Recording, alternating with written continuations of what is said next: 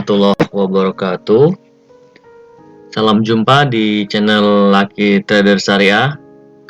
Ya, minggu ini saya belum melakukan update ya. Hari ini saya buat video ini di hari Sabtu ya. Kemarin indeks penutupan di tanggal 21 Juli tahun 2023. Kali ini saya coba update sektor dan saya akan coba memilihkan beberapa saham dari beberapa sektor yang bisa dipantau. Yang pertama sektor properti dan ada juga dari sektor basic industry, sektor agriculture dan energi. Ya, pertama coba kita lihat dari update indeks. Di mana perkembangan indeks kita? Indeks secara keseluruhan ya, ini terlihat dari garis yang kita buat terakhir di sini ya, sudah menembus dan ini sudah menembus dari pola yang bagus ya, dan ini pullback di sini di 6.800 dan coba naik.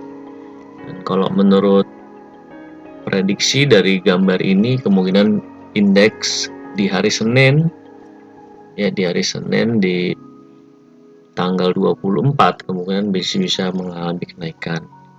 Kemudian sektor basic industry juga masih terus berjuang. Sini kita lihat di sini ada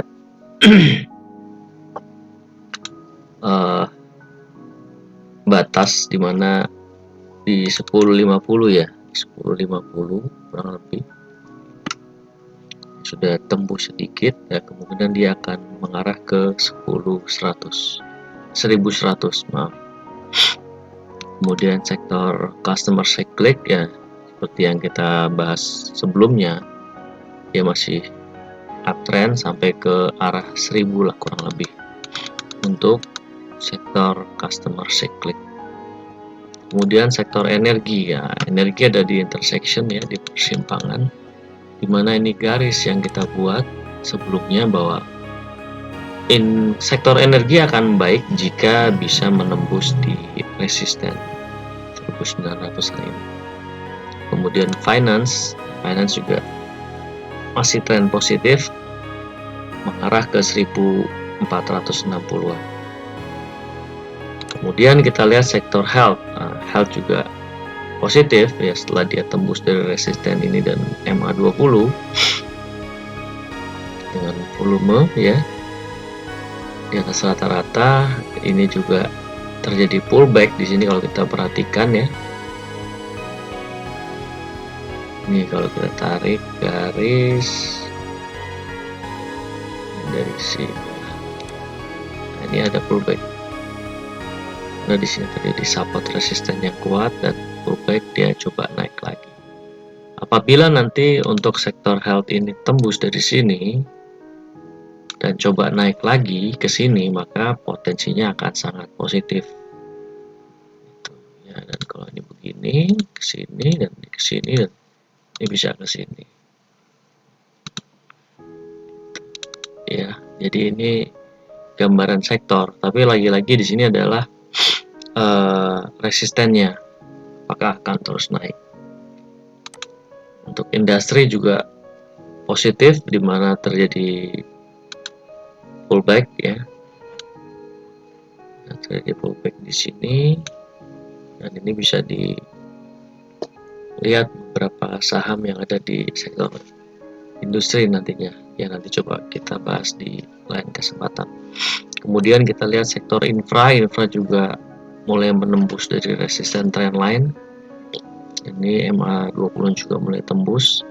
Ini pertanda baik untuk sektor infrastruktur. Nah, untuk sektor customer non cyclic ini juga bagus ya, gimana di sini terjadi pullback dan ini akan coba naik lagi. Dimana jika ini nantinya tembus dari level ini ya, ini tembus, maka kenaikannya akan sangat baik. Ini tembus ke sini. Kemudian properti, nah properti juga sudah uptrend ya. Ini bisa dicari sektor, nanti kita bahas. Untuk tekno masih coba berjuang ya, mana coba tembus dari trendline tapi coba up karena di sini secara psikologis banyak yang terjebak di trading sebelumnya, sehingga di titik ini, di titik sekitar 5.000 ini, di 5.000-an ini terjadi pertarungan yang cukup kuat. Kemudian untuk sektor transportasi juga pertandanya masih positif. Oke, selanjutnya coba kita lihat beberapa saham yang sudah saya pilihkan. Pertama dari sektor properti, kita buka saham Summarecon Agung. Nah, Summarecon Agung ini sedang berjuang ya untuk menembus resisten di sini. Jika ini terjadi, maka saham Summarecon Agung akan terus naik. Kita tidak tahu lagi-lagi ini perbatasannya di sini. Apakah minggu depan atau minggu depannya lagi dia bisa terbang di atas 730-an. Tapi saham ini layak untuk dilakukan pemantauan. Kemudian saham Piwon. Nah, Piwon ini juga kalau kita lihat dari chartnya ya, ini coba menembus di sini. Jika dia nanti bisa tembus di 530-an ya, 520, saham Piwon ini punya potensi cukup baik. Dari moving average convergent divergent ya, MACD-nya ada tanda-tanda penguatan. Dan saham ini menurut saya cukup layak untuk dilakukan pemantauan ya, Piwon. Kemudian saham APLN. APLN ini juga bagus. Ya, terlihat di sini terjadi perlawanan. Jika ini nanti tembus, maka saham APLN berpeluang untuk mengalami penguatan. Kemudian kita lihat dari sektor basic industry. Kita lihat semen Gersik. Ya, semen Gersik sudah melewati garis resistensi psikologis di 6475 dan dia sudah tembus. Kemudian pullback dan dia naik. Kemungkinan besar saham ini akan menguji di level ini ya, di sekitar 7.500-an ya. Ini peluang kenaikan dari semen Gersik. Kemudian kita lihat saham SMBR, Semen Batu Raja, ya masih tertahan di resisten. Apakah saham Semen Batu Raja bisa terus naik ya?